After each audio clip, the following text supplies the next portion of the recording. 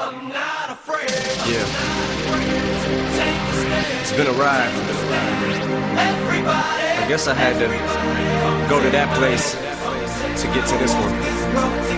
Now some of you might still be in that place. If you're trying to get out, just follow me. I'll get you. I want to give you a heads up on this. This is David Icke when he first woke up back in the 90s, and now, after all this time has passed, they made an ass out of him before. Now he in turn made an ass out of them now. You gotta see this. It's awesome.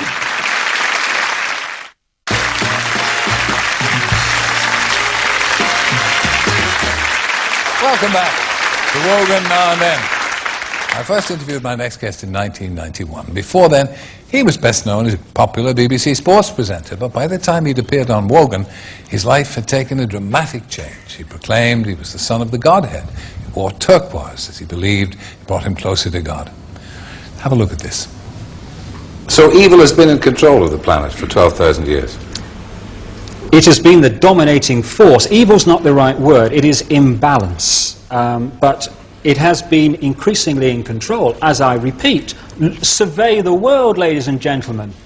Is the force of love in control of this world, guiding this planet at this time? Of course not. The negativity, the thoughts that I'm talking about that are very destructive, are pouring out of this planet Let me every interrupt day. you. Was it a great shock for you to discover this at 38? Well, I think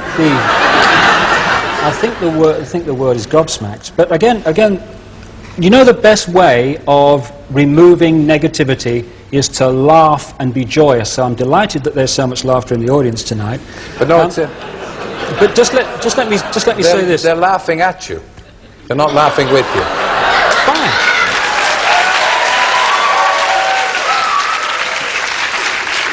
I didn't mean that to be hurtful. Terry. I don't want you to misinterpret it. They're not laughing in sympathy with you. So, well, 15 years ago, he was ridiculed for his prophecies about natural disasters around the world. And now he has a controversial new view about who really is running the world. I'm delighted that he's agreed to come back. David Icke.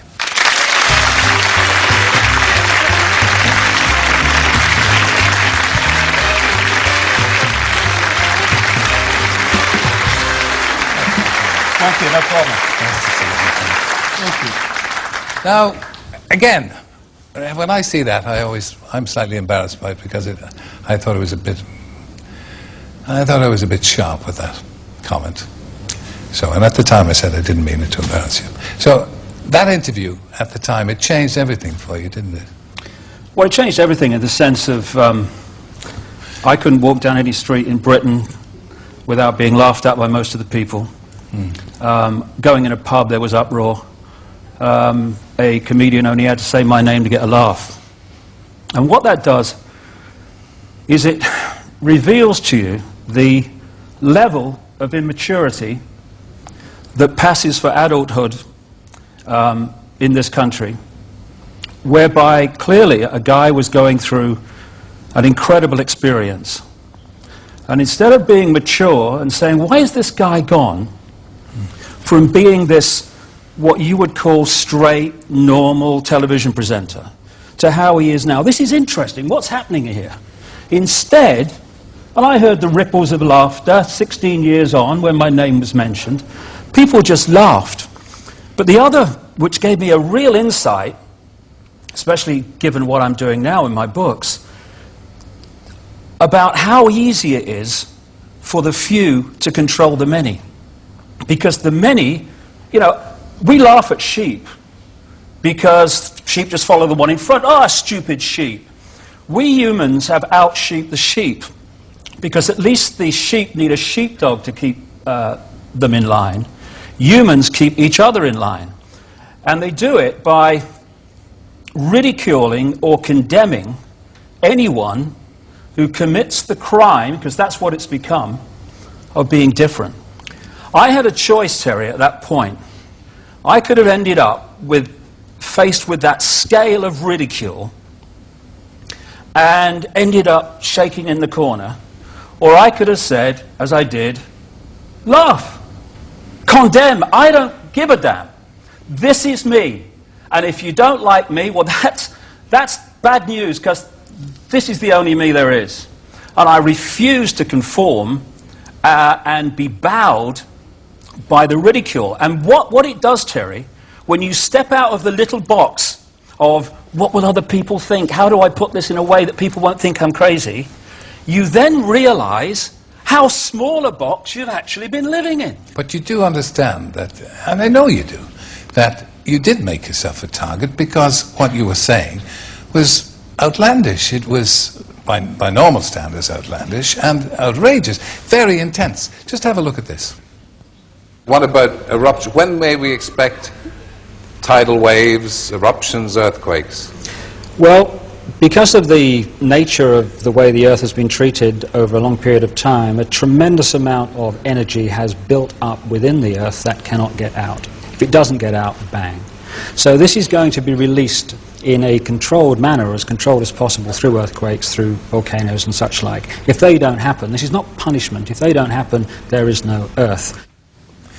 You see, you're still obviously bitter about people's rejection of your ideas. No, absolutely not. What I am is frustrated at watching Orwell's 1984 unfold in front of our eyes by the day, while people focus on who shot Phil Mitchell.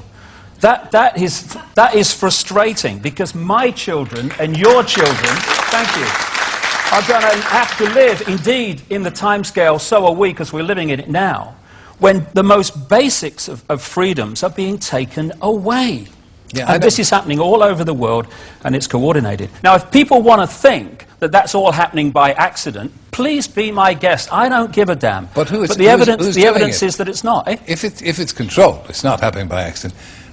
Who is controlling people or trying to control them? Well, there is a network of families that you can take back to the ancient world, to places like Babylon, Sumer, which is now Iraq. You can chart them through to Rome, where they were responsible for the Roman Empire and the creation of the Roman Church.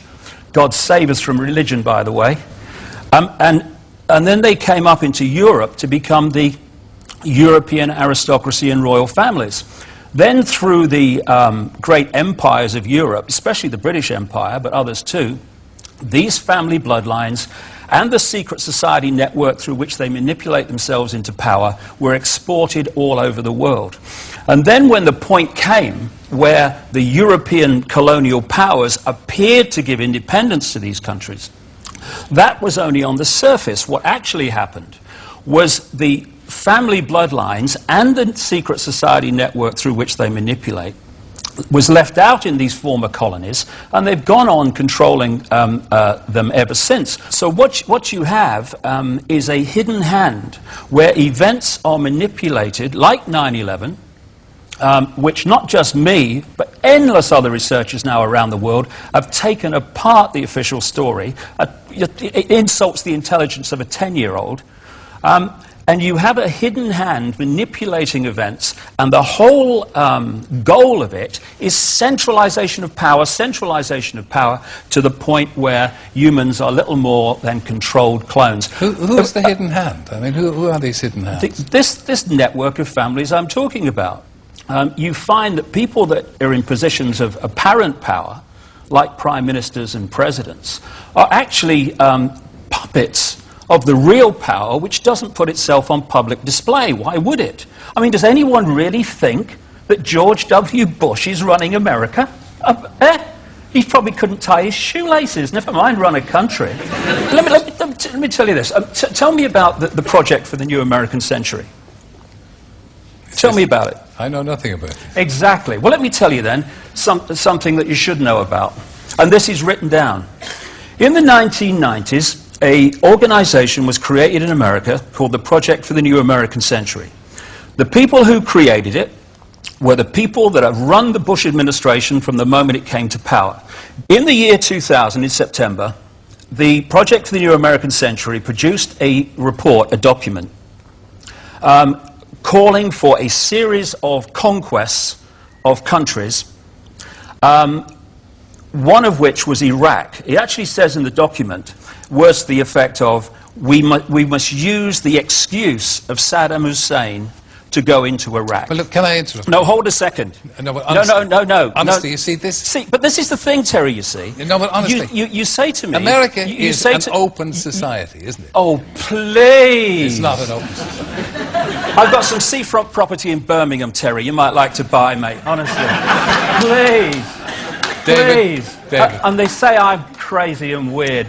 America is an open society, my Well, God. I thought in my innocence that most Americans would know what was going on in America. Oh, God. But it's all, you know it all, and... Oh, see, you talked about cheap jibes. That's a cheap jibe. No, it's I'm not. not claiming I know it all. I'm saying that I've been to 40 countries. I've spent enormous amount of time in America talking to people who do know what's going on, victims of what's going on, and I'm passing this over to people. But Now, yeah, sure. You see how preposterous it is. What, the fact that you think America's an open society? No. Absolutely ludicrous, Terry. I've never heard anything so stupid in my life. Okay. Thank you, ladies and gentlemen. David Icke, thank you. Good luck with your mission. Pleasure. Thank you. So join me after the break, and I'll be chatting to Ulrika Johnson about life in the tabloids. You'd be mad to miss it.